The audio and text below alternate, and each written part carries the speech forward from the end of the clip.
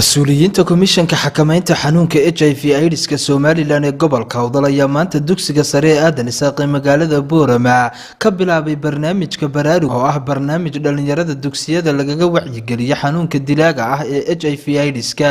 barnaamijkani ayaa intii uu socday ardayda loogu sharaxayay xanuunkaasi siyaabaha uu ku gudbo calaamadihiisa iyo waliba sida looga hortagi karo. waxaana ugu horeyn hadalka qaatay isla markaasina sharaxay ujeedada barnaamijkani gudoomiyaha komishanka xakamaynta xanuunka HIV/AIDS-ka gobolka Awdal Nimca Cabdi Xasan iyo qaar ka mid ah mas'uuliyiinta komishankaasi.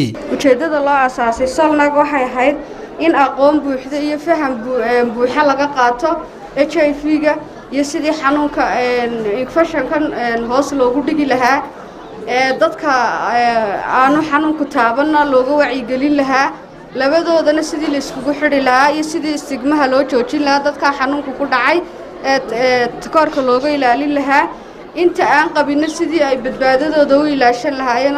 waxa kale maanta aan halkan u nimidnay inay idinka wacyigelino oo idin sheegno inuu xanuunkii sanadkan ugu dambeeyay 7% uu kor u kacay 2021 sanadkii u dambeeyay nimka soo dhaafnay waxa laga baaray xanuunkaasi 552 qof baa gobolka Awdal laga baaray.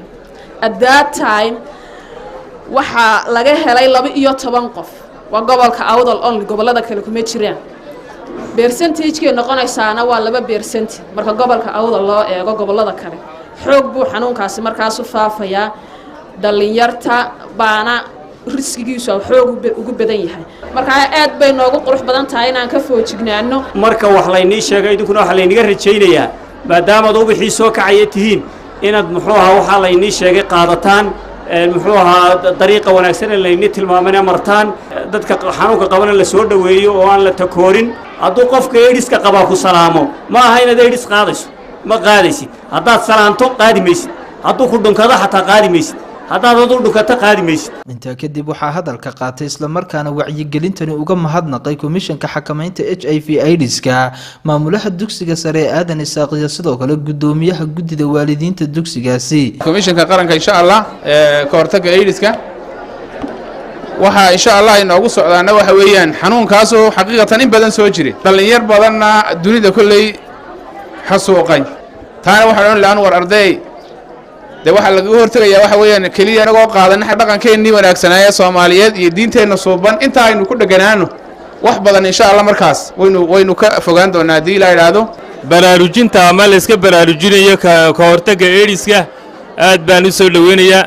runaantii bariyahan dambe hadalkiisa u yaraaday AIDS-ka in dadka laga baraarujiyo tiimkan oo soo nooleeyay aad baad maasantiin. waqtigan haddaan ku jirnayna waxaan leeyahay dhalinyarta waa inaad ka digtoonaataan waxyaalaha ceelada Ilaahay keenaya. waa Cabsalaan Bashiir Farax Cabsalaan Saaha warbaahinta qaranka Soomaaliland magaalada Boorama.